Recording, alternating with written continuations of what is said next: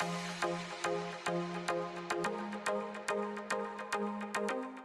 hello everyone, this is India Kids Summit Season 3 presented by Nick. We have with us the one and only Mr. Murtuza Kutianawalla. First of all, sir, thank you so much for being with us over here at India Kids Summit. It's a pleasure. Thank you so much for having me, guys. I'm really privileged enough to actually come into this lovely kids space, Kidzania. It's amazing. And I'm really happy that I could add some value to it myself. Wonderful. So, what I want to know from your end, first of all, to begin things with, is that there aren't too many events that celebrate kids' content in particular. I mean, you see it happening in divergent ways, but a particular event which is celebrating kids' content, there aren't too many. So, what do you have to say about India Kids Summit? So I think it's definitely a celebration. When we're celebrating or talking about kids, I think it has no doubt when it comes to kids, it's a celebration. It brings joy and smiles to even the adults. Leave the kids aside. I think when we got into this profession of kids content, let's keep in mind that kids is the most important factor, and then comes content. So I think what we really want to imbibe in all of us in our ecosystem is to bring joy to people's kids' lives, and that should be all our aim. Now, sir, no matter what content creators do, at the end of the day, kids are kids, bacche hote hai. So when it comes to attention span, and it's very difficult to retain that, especially when we are catering to kids. So how do we overcome that challenge?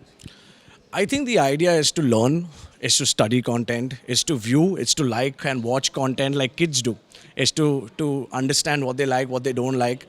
It also accounts for a lot of experience, which our broadcasters, the numbers that are there, and what people like and what people don't like. I think all of that combines into one cumulative good content experience. If we understand that, I think you have that retention, what we want for kids, and how we can make them enjoy that content. Everybody's talking about virtual reality, everybody's talking about Metaverse right now. It is something that has been integrated in almost every sector. How do you see Metaverse being inculcated in kids' entertainment space? Well, there are ways of doing that. Kids are the future, and soon they will be the apt age of 16 plus, right? Which is where the teenagers are engaging with the Metaverse and virtual reality. I think it's a good way to start inculcating that thought process in their ecosystem. The moment they start wearing those virtual reality glasses, they expect more, right? So I think it's for us to make sure that we engage them with all the technology that is there today. And maybe then in the future, when they reach or we are able to expose them to the Metaverse, yeah, sure, why not? You mentioned about this very important point about, meeting their expectations, right, at the end of the day. So it's like bridging the gap between what you are supplying and what they're consuming. So how do we do that? I think there are too many platforms. There are too many mediums. There are broadcasters. There is paid TV. There's free TV.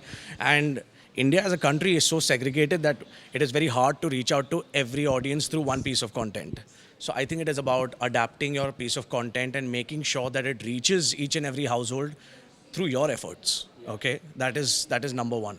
Number two is whether it is liked or not liked by the kids. I think that is secondary.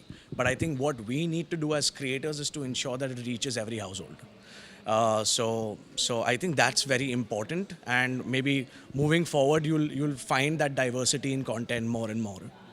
Unity in diversity, that's how we describe India. Thank you so much, sir, for talking to us. I hope you have a lovely session going forward. It's a pleasure having you. Thank you so much.